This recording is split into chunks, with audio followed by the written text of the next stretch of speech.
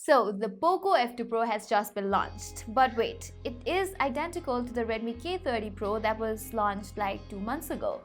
Similarly, the Narzo 10 is a rebranded Realme 6i. It's confusing and weird, right? Why do smartphone brands launch the same phone with two different names? Well, basically, there are two reasons for it. Reason number one, to expand brands' reach in all directions. Alright, let me explain this by giving the example of Xiaomi India. When Xiaomi first arrived in India, it was an online exclusive brand. But brick and mortar stores were and is still a big part of consumer daily life, and more than 50% of users buy phones offline. Hence, Xiaomi significantly expanded its offline retail footprint in 2019 to expand sales. As of now, Xiaomi has over 100 MI home stores and around 2,500 smaller size MI stores across 600 cities and towns of India. Because of this, Xiaomi has grown 40 times in offline sales in the last couple of years, and it now has nearly 50-50 offline-online split. However, this has created a big issue between the offline and online sellers: price difference. The phones sold via online platform are cheaper than offline. The price difference is even more prominent during festivals, sales carnivals, and such. Similarly, another concern for the retail shops is that customers use their shops to check for the products, but because of huge discounts online, they will buy them online. According to the owner of a mobile shop, the higher price of phones in the offline market is not because of the rent of the physical space or the distribution of profit margin throughout the supply chain, but it is indeed because of the heavy discounts given by the e-commerce platforms.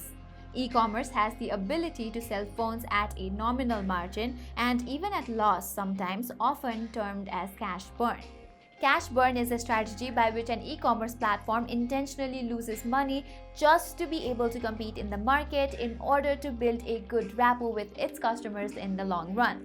Arvind Khurana, the National President of Mobile Retailers Association of India, said online platforms sold smartphones at prices much lower than even the buying price for retailers, and this has hurt the offline industry badly.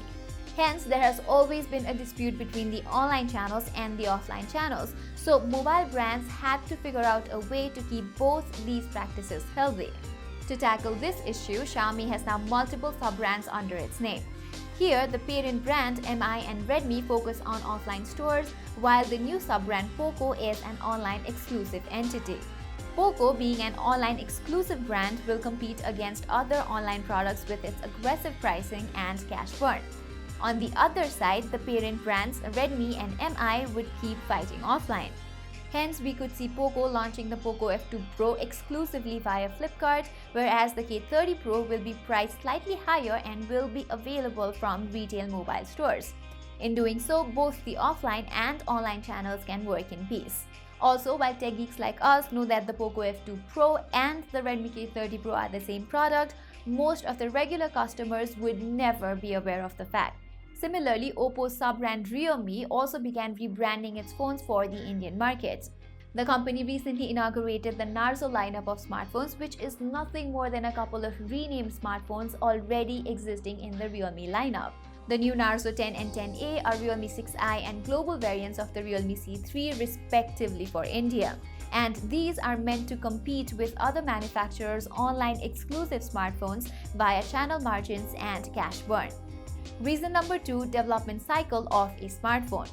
Now that we have cleared about mobile companies forming multiple sub-brands to cater the online and the offline audience, but still you might be thinking, why do these brands not manufacture their own unique lineup of smartphones? In other words, why is the POCO F2 Pro launched as the rebranded Redmi K30 Pro? Can't POCO launch an entirely new phone with different design and different specs altogether?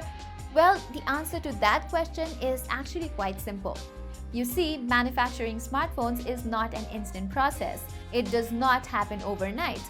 A phone's development cycle, including R&D, design, development, marketing strategies, etc., takes somewhere between 12 to 18 months. And since companies like POCO have just become an independent brand, they cannot afford to wait that long to launch their own new product in the market. So they take the easy and the only way for now to build momentum in the market. That is by rebranding an already existing phone from the parent organization. And I think this is the exact strategy needed to ramp the market in the early days. As the saying goes, first impression is the last impression. Therefore, if Poco managed to make a strong first impression with competitive pricing and receive positive reviews from among the smartphone enthusiasts, the company will eventually be on its way to manufacture their own phones, different than the ones from Xiaomi's other sub-brands like Mi and Redmi.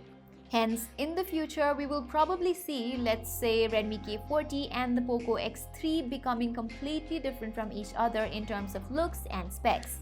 So there you go, these were the two main reasons why smartphone companies rebrand the same phone under two different names. In the near future, we're thinking of making such explanation videos more frequently. So if there is any topic that you think we should cover, do let us know in the comments below. Also, do not forget to subscribe to our channel and hit that bell icon. Until then, I'm Pratima Adhikari taking your leave.